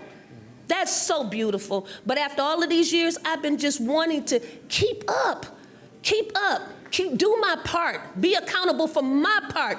People that buy houses or property next to your property, and they don't come clean it up for a year or 2 years, and they have fences up so you can't see past that fence, but all of that garbage and everything is in the yard because they bought it from the land bank. How do you gauge all of this stuff? How do you make it happen where my house can look like it's worth $60,000 instead of $20,000 just because I'm living next to a property that's unkept and has a fence up there and stuff all over the place and nobody's fixing it up, and it's been like that for years? So you're saying you need, so what you're looking for are more home repair programs. Home repair? For middle wage or less or higher than low income. Yes. As well. And so what I want a community that's so like a city, like a city. I live in the city of Detroit. And so some of those things that we are learning to, the definition of city is not city. It's not city. I thank God for the farms and all of the things that are there, but if you ride through Brightmoor between Losser, Telegraph, and Finkel, it doesn't look, or even up to 6 Mile, it does not look like a city. Can I just say this before? There is room for multiple opportunities within our community, especially where we are right now. I never want anybody to feel like you should not be able to live off your land. That's why I sponsored all the way back in 2013 the Urban Agricultural Ordinance that allowed for individuals to actually farm on your land, to decriminalize urban gardens. That was a criminal thing. So we've got to I get it, we're the city, not the country. But the city, especially in a neighborhood like Brightmoor, we have multiple opportunities for folks to live off of the land and build on that land. But first and foremost, we've got to make sure that it's the people in this room, people in the community have that opportunity first. As you probably have heard, there is the storm water retention plan that is being put forward. That is an opportunity yet again for us to, once that storm water retention pond is created, the land bank is going to release those holes. I, along with Deputy Mayor and others, have indicated that we have to make sure first that the folks in Brightmoor have the first opportunity at those properties. But that doesn't mean that nobody else will have them as well, an opportunity. We have to keep in mind that this neighborhood, we have to grow it. And we have to grow it with different incomes, different individuals, but do everything we can to make sure that it does not allow for, or that it does not push towards removal and displacement. Yeah. That's the goal. But we've got to have multiple incomes in our community. It has to happen. That's the only way we grow. And when we see that happening, that increases everybody's property value. It increases the opportunity for the commercial corridor to be strengthened. All those things happen. We've got to spin plates at the same time. Yeah. That's what we've got to do. And I'll tell you the reason why I think it's important what you just said about making sure that everybody has an opportunity. Some of you have heard about the Dangerous Disease and Dead Tree Program. I started that with the mayor. We put funds into it, $9 million last year, put another $2 million into it this year. It was critical to me to make sure that there was no income requirement attached to it. And so we're moving in that direction, but I'll tell you, Jerica kind of talked about it. Whenever we start talking about increasing stuff, they always say, well, what about the least of these? And we get public comment, people saying, you don't care about the poor folks. So then we go, okay, well, let's go back to where we were. But we've got to do both. We've got to do both, and we're working on doing both. So I just want to let you know that what you're saying is not going to deaf ears. We're hearing you, but it's a slow walk to it because we're trying to figure out how to deal with all of these challenges that we have, not just in Brightmoor, but citywide. And that same complaint you have is being voiced citywide as well, not just here in Brightmoor. Thank you, Councilmember. We have these two up front. They've not had a chance to say anything, and I noticed, ma'am, you had a question? I basically had, in regards to what the ladies were saying right there, just now, I remember that there was a block grant program. And I know that one of my uncles is in Rosedale Park, and I believe that he took advantage of that. And I'm wondering, is that still a viable program? Because then it sounds like that they could use it for their homes. Michelle Lee, quick question for you. The home repair program that is funded by the Community Development Block Grant that she's speaking of, what's the current status of that? You're talking about 0% home repair or the Renew Detroit? So one of them is Community Development Block Grant. Well, that's the funding, part of the funding source, so forgive me. The specific programs that I'm sure the Don, Carla, and some of the other offices, the city has done the Renew Detroit, right, for the roofs. That's where people are talking about the wait list, okay? Because CDBG, again, will allocate so many dollars that can be utilized for that particular funding. One of the things, and that's what we're talking about in the back, is at the housing meeting, I'm gonna bring an example of how other nonprofits, community development corporations across the city, nonprofit arms, flow direct small minor home repair programs through the MISHDA Neighborhood and Enhancement Program, okay, directly to their community. We've got to talk about how you structure that money to come in. That's okay. MISHDA is the Michigan State Housing Development Agency. Yeah, no problem. And so they're the ones that help fund many of these programs from a state level. We're going to go here, then young lady in the pink.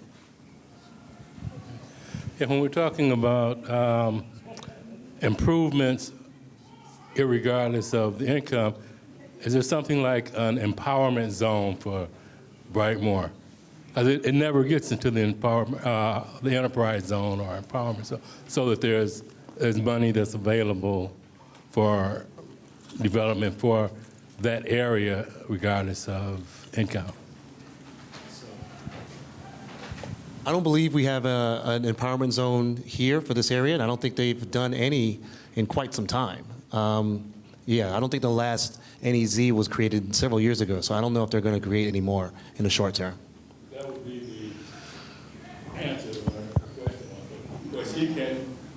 Yeah, that would be the answer to her question, where she said the person next to her can get a roof, but she can't. But if the zone's there, it doesn't matter. Everybody in that area is eligible. I can appreciate that. We'll check into that. Sir. Oh, yeah, Mike, there you go. Thank you. I bought a house right around the corner from here on Chapel and Puritan in 2018. And there's a side lot. I bought it from the land bank, fixed it up. It's beautiful now. It's a lot next door to my home, land bank owned. I noticed that when I bought it, the grass was this high. I went on ahead as a responsible man, cut the grass down, and I've kept it maintained, okay, since 2018 till current. Right now, I just cut it last week. I called down to the land bank to see if the lot was available. Now I'm learning that it's been a hold. It's somewhat of a disconnect between us and these city organizations or the departments. Maybe they're misinformed, or they just don't want to tell us what's going on. But I had to come to this meeting today just to find out that there was a hold on the lot. I've been trying to purchase this lot since I bought the house. And that's an issue right there. Now, I can't get it until the hold is up. She explained that to me. But my concern is they don't cut the lot. I'm cutting the lot. So we're paying, we're taxpayers. Okay, Rosedale, the city services over there, they're going to get their services before we do. We all know that. So I don't know what the bias is. I know what it is, but I won't say that. But my thing is this.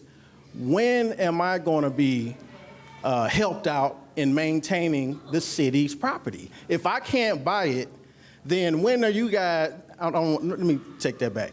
When is the city going to help me out and everybody else in here in maintaining the area in this particular neighborhood that we live in? You know, when is it going to happen? We're spending our own money on maintaining properties that we don't own, spending a hold on this since 2018. That's ridiculous. That's ridiculous. If I don't touch the lot, the grass will be this high. I can't wait for scheduled maintenance on the city to come out and cut their lot. We can't wait on that. We can't wait on that because the property values are going to go down. It's blight. It makes the city look bad. So I've been maintaining this lot. I think y'all should just give me the lot.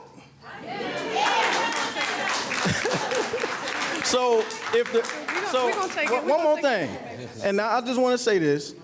In the mayor's address to the city, he said that anyone that owned a property that had a side lot next to their home was entitled to buy the lot. But it's been since 2018. So that's my issue. And so can anybody expedite that process for me? So we just spoke when he came in. We're going to make sure we get the information. I know Council Pro Tem Tate asked his team to do the same. So, you know, when there is a lot available, everybody knows about the holds.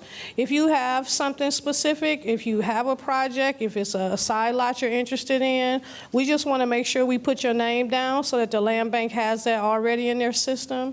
And when that hold comes off, which is going to come off, your name will already be listed. That's number one. But more important than that, if you are the homeowner, which we just talked about here, the homeowner is a side lot next to you, the land bank is going to send you a notification about the property. You have the first right of refusal. But since we talked about it, absolutely, I believe it. I believe it. So we're going to take the address, and then we're going to find out what the most schedule is. This is Motor City Makeover this weekend. We're going to get it addressed. The lawns have increased in their cuts. They're what they call safety cuts. They're not manicure lawn cuts, but they have increased it to 4 cuts in the front and I believe 2 cuts in the back in the entire season. So there will be times when it's long, but we're going to get the address and see if we can expedite, as you said, the side lot. So I appreciate that. I will continue to maintain the lot because it makes my block look good. And I think that's what us as responsible citizens should do. We appreciate that, but we're going to get the address. We're going to get the address. I think everyone in this room appreciates you continuing to support our community, but you got Councilman Pro Tate here, you got the Deputy Mayor here, you got about 4 departments that all heard you. So we'll make sure that we get back with you on that. The young lady in the pink was next. Then we're going to come over here, this young lady right here, and then we're going to come to you. Okay? Go ahead. Okay, so today I got a call from a senior in my family. They were practically in tears because the tax sale redemption period is no longer available. So I think the last day they told me, they told them on the phone that the last day was April 22nd. And although they were like $1,000 behind, which they didn't notice because they went into the payment plan with the city, but how the payment plan was set up, it wasn't automatic. So they didn't notice that it wasn't coming out of their checking account. So I helped them and called down to the tax department, and they basically told them that they would be losing their house for that $1,000 in taxes, and it was nothing that could be done. And what they would do is after the property sold, they would give them any money if they came down there and filled out a form or something to the courts 6 months later if the property sold over that amount. So I'm kind of curious, is there any help that this particular person can get? Is there no redemption period anymore? Because I remember you used to be able to purchase it up to the actual sale date. Michelle? That's outside my purview, but I think I don't want to put that on Michelle. Yeah, we'll have to we'll make sure. Yeah, we'll make sure to get all your information, and so we'll have someone from that department address you. Please don't leave before we get all your information, because I don't want to give you the wrong thing. But we'll make sure the right people get connected with you. And then, hey, Carla, correct me if I'm wrong. But this would be something that we would connect her with Chelsea in the mayor's office? Yes. Yep, okay, just making sure. We're going to come here, and I want to come to the young lady in the front. Good afternoon, evening. My name is Helen Bryant, and I live on Patton. I'm in the Brightmoor area. And my home I do need repair. There's these big old what they call them? No. These things that groundhogs, they done dug underneath my porch. I got a great big hole under there, and I cannot get under there. And I can see where I used to could see on one side of the porch to the other one, but now I can't see anything because they done dug a great big hole underneath the porch, and it's making it real difficult for me or the children to be outside because of the little criticals that be under there. So they told me I'm looking for home repair if they can do my porch into cement of some kind, so I won't have to deal with these things going underneath the house, or my house won't fall in from the front area.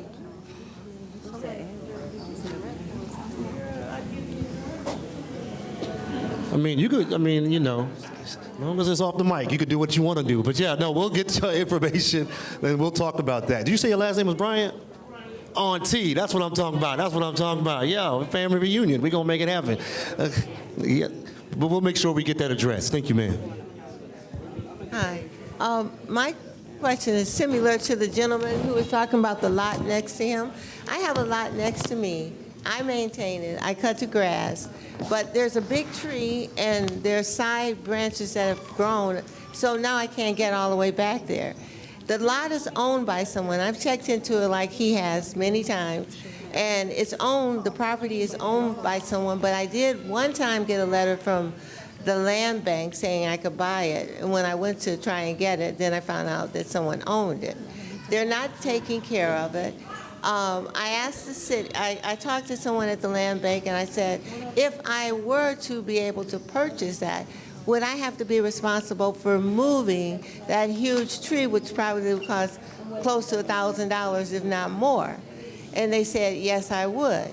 But since no one is maintaining that property, could the tree be removed, and then I could afford to buy it? So it's possible.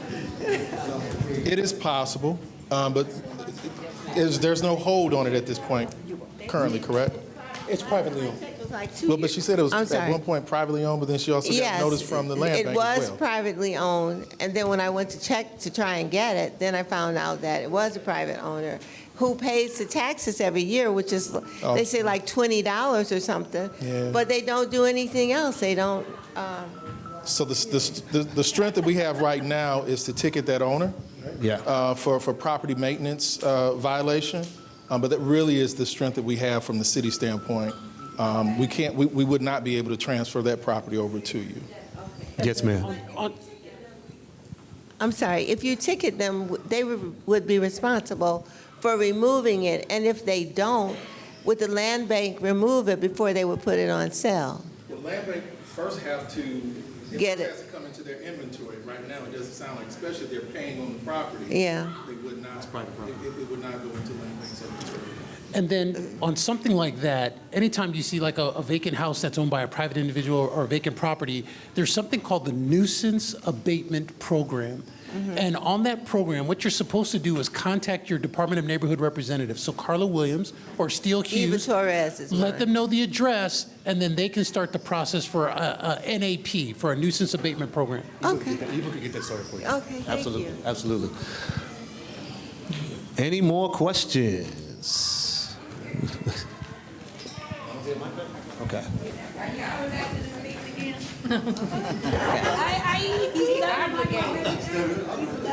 My question is in regards to the Detroit Land Bank. A few questions. First of all, who are they? Are they for-profit, non-profit? Who are they?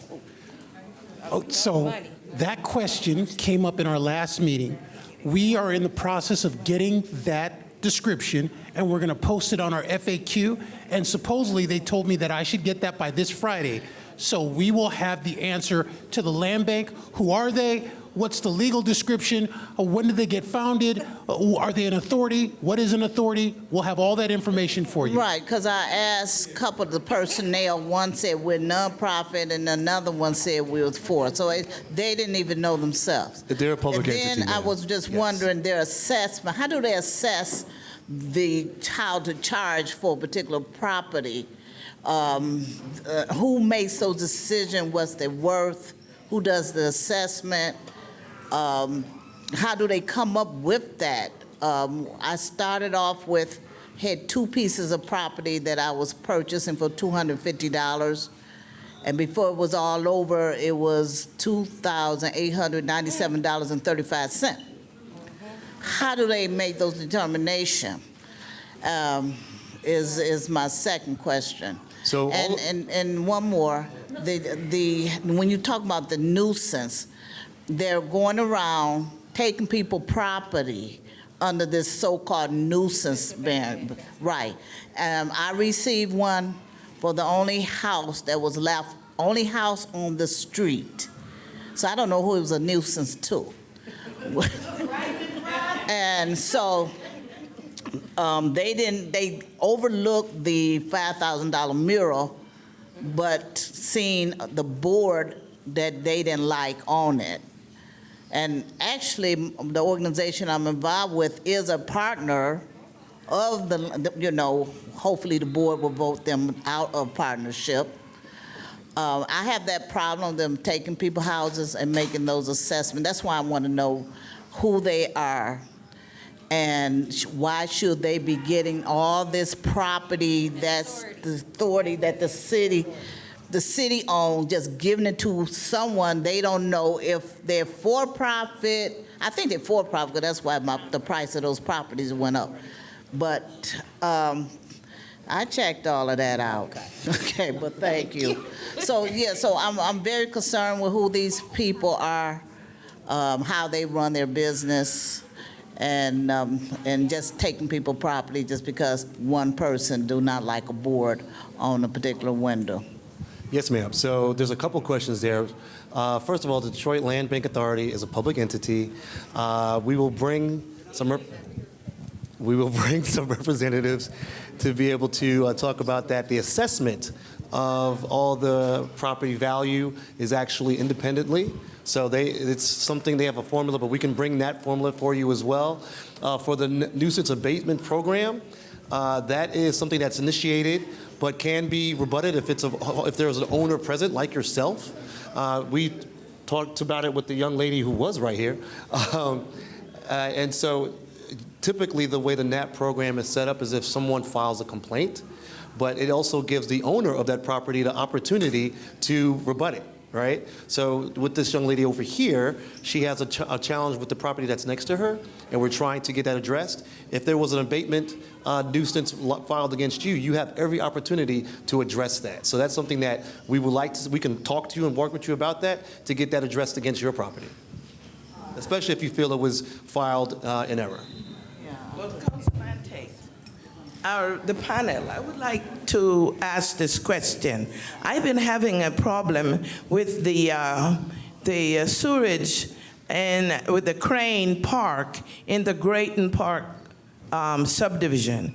Grayton Park is between Outer Drive and Dalston. This is on Lasser Road, and that's the park there. And the next entity that you could go would be Plymouth Road.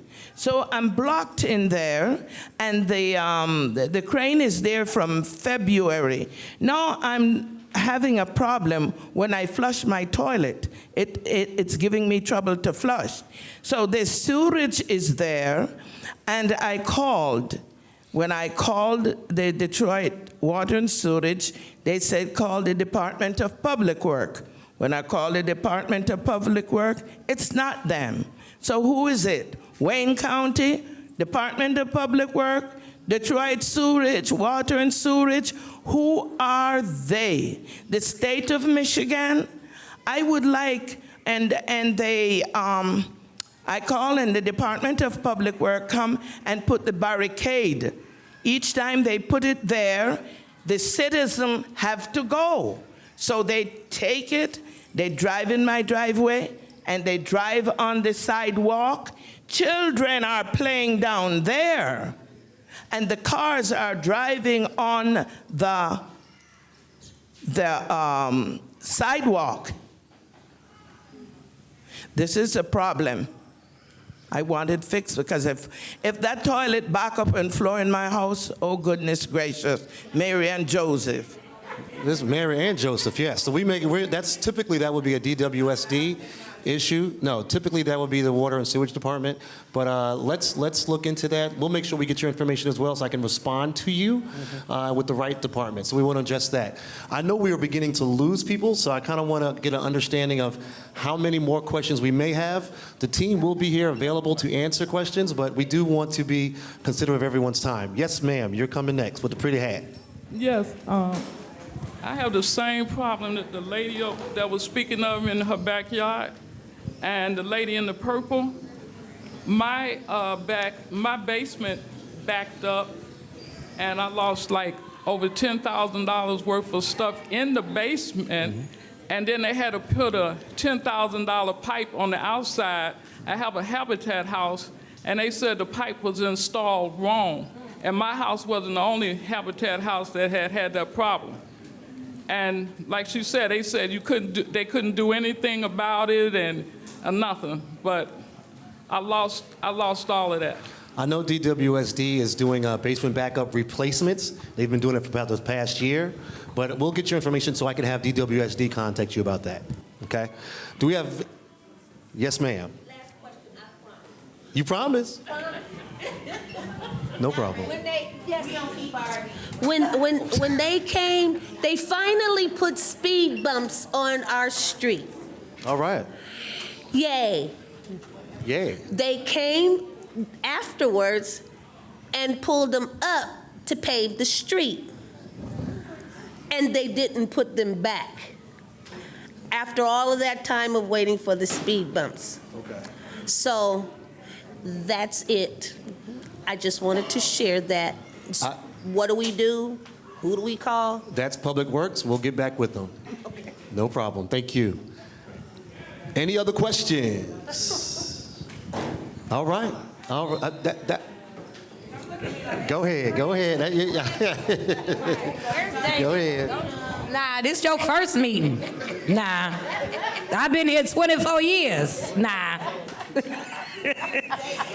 But no, the reason I said illegal is because I just want to remind everybody that the land bank is an illegal entity and full of stolen houses because our city overtaxed its residents $600 million, and that's how the land bank got full.